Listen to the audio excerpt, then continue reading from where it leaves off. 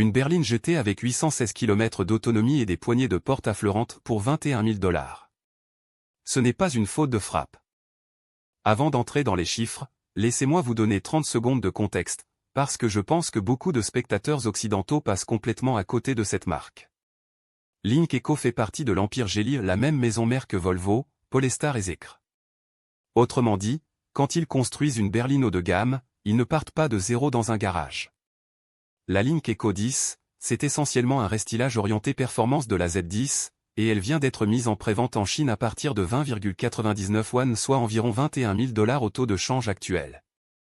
Je vais être franc, la conversion du yuan en dollars reste toujours un exercice approximatif, et les prix pour d'éventuels marchés export seraient très différents.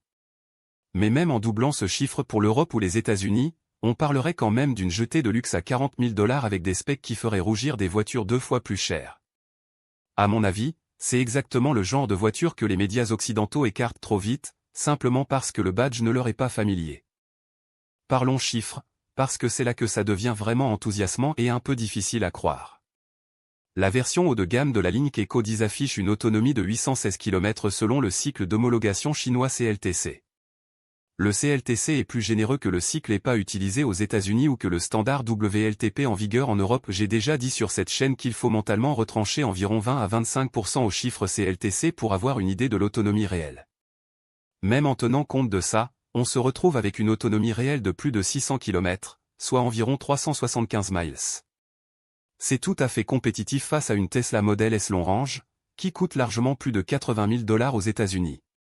Côté design extérieur, Lynk & Co a tout misé sur un look aérodynamique sombre, garniture noircie, posture plus agressive, et des pneus performance en 21 pouces qui indiquent clairement que cette voiture ne cherche pas à jouer les berlines familiales discrètes.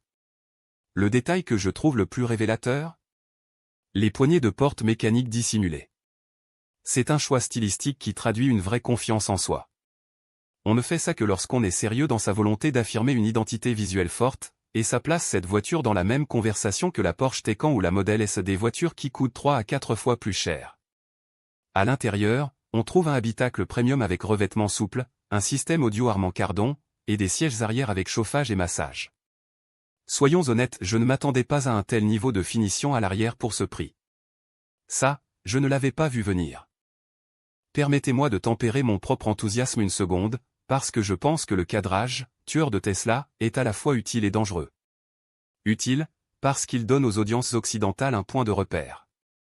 Dangereux, parce qu'il laisse entendre que ces voitures se disputent le même marché, dès maintenant, face aux mêmes acheteurs. Ce n'est pas le cas, du moins, pas encore. La Lynk & Co 10 est un produit destiné au marché chinois à ce prix-là. Si elle arrive un jour en Europe, ce que Lynk & Co a déjà fait avec certains modèles, le prix grimpera sensiblement en raison des droits de douane, des coûts d'homologation et des ajustements de marge. J'avais tort il y a 2 ans quand je prédisais que Lynk & Co pousserait plus vite et plus fort sur les marchés européens. La marque a été plus lente que prévu, et le contexte tarifaire n'a fait que compliquer les choses. Alors laissez-moi être précis sur ce que je pense vraiment. En Chine, cette voiture est une véritable jetée de luxe à un prix qui fait transpirer la concurrence locale. Face à la NIO ET7, face à la Xpeng P7, face même à la BYD, la combinaison d'autonomie, d'agressivité stylistique et de qualité intérieure de la Lynk & Co 10 représente un jeu sérieux. Pour les acheteurs occidentaux qui regardent cette vidéo, voyez-la moins comme une voiture que je peux acheter demain, et davantage comme un indicateur de la direction que prend l'ensemble du segment.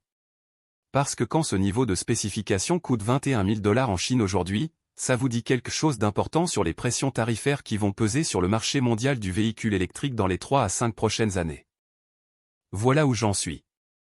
La Lynk & Co 10 est l'argument le plus convaincant que j'ai vu cette année pour montrer que le design premium et les performances des véhicules électriques sont en train de se démocratiser vraiment, du moins en Chine.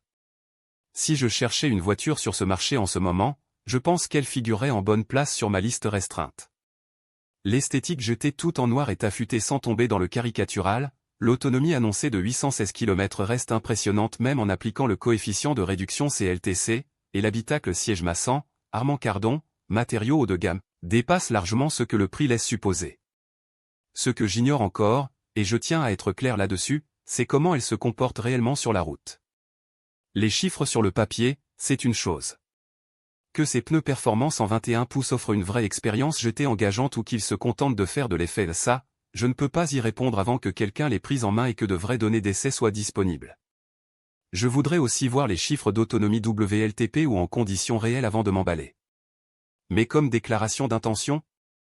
Comme signal de ce dont les véhicules à nouvelle énergie chinois sont capables à cette tranche de prix? Je pense que ça compte.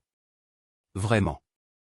Dites-moi en commentaire, vous pensez que Lynk & Co a une vraie chance sur les marchés occidentaux, ou les barrières tarifaires sont-elles tout simplement trop élevées en ce moment?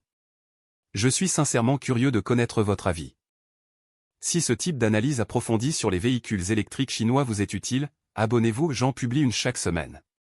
Et franchement, dites-moi dans les commentaires, vous envisageriez une Lynk & Co si elle débarquait chez un concessionnaire près de chez vous, ou la confiance dans la marque reste-t-elle le frein absolu?